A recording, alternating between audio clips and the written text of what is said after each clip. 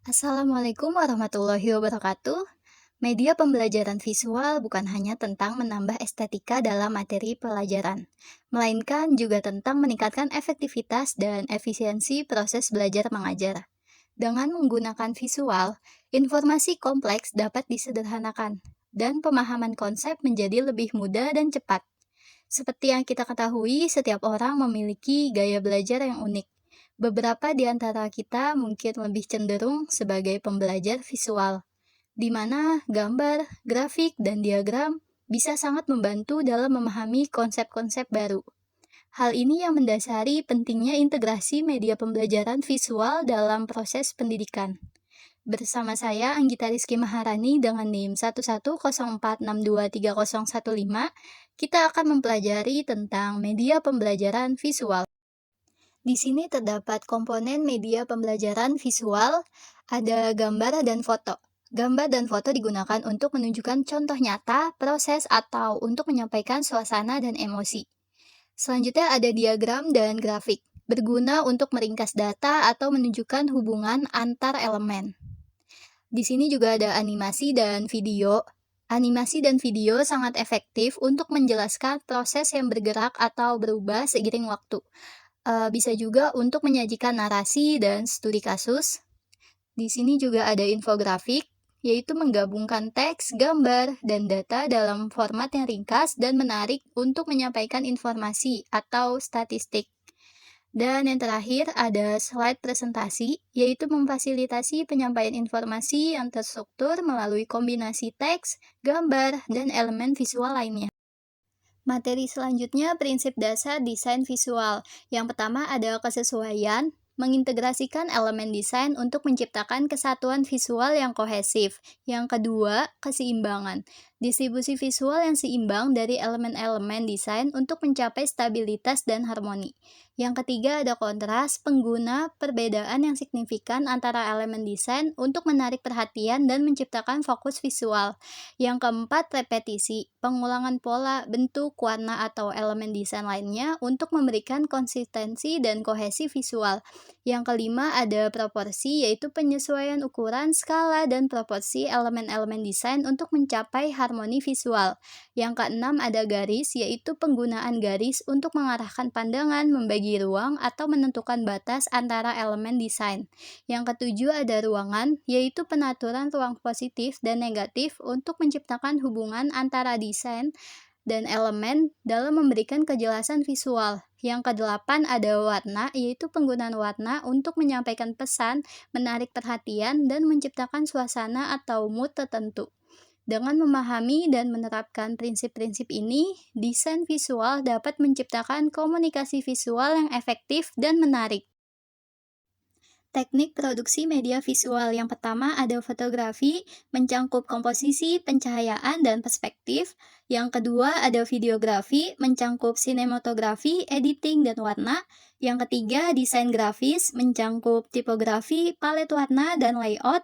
Yang keempat animasi, mencangkup storyboarding, animasi 2 dimensi atau 3 dimensi, rigging, dan modeling. Yang kelima, penggunaan perangkat lunak khusus. Yang keenam, integrasi multimedia. Yang ketujuh, prinsip desain universal. Membuat media visual instruksional yang menarik.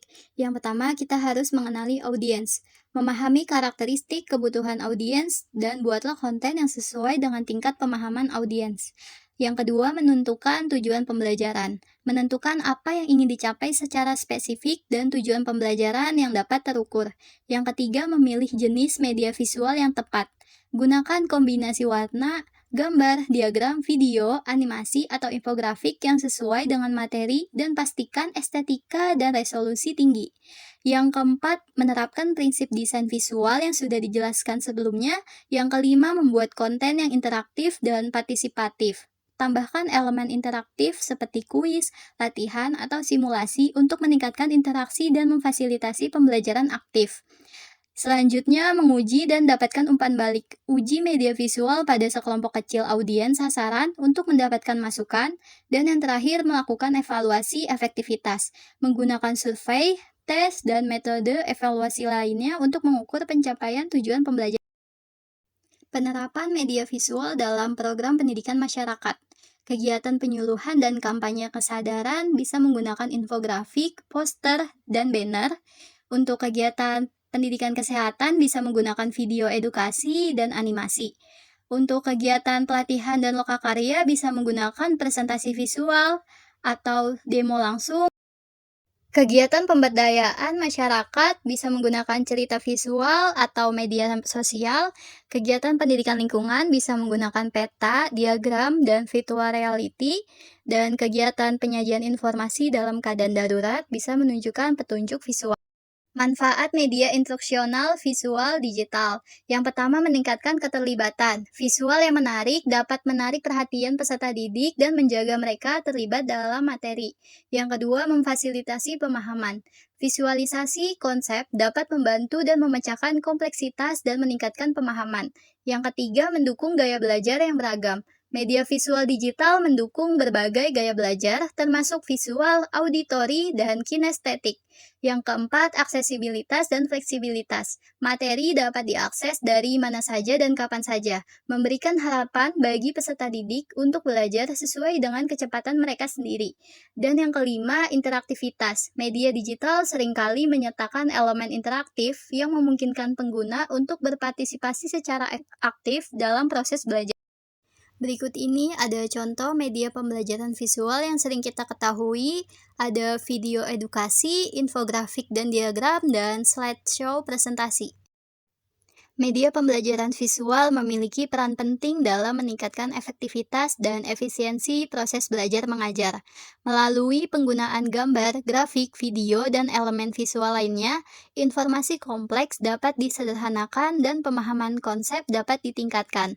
Prinsip dasar desain visual seperti kesesuaian, keseimbangan, kontras, dan lainnya, serta teknik produksi media visual seperti fotografi, videografi, desain grafis, dan animasi menjadi dasar dalam menciptakan media pembelajaran visual yang menarik dan efektif. Selain itu, penerapan media visual juga luas, mencangkup berbagai bidang seperti penyuluhan, pendidikan, kesehatan, pelatihan, pemberdayaan masyarakat, pendidikan lingkungan, dan penyajian informasi dalam keadaan darurat.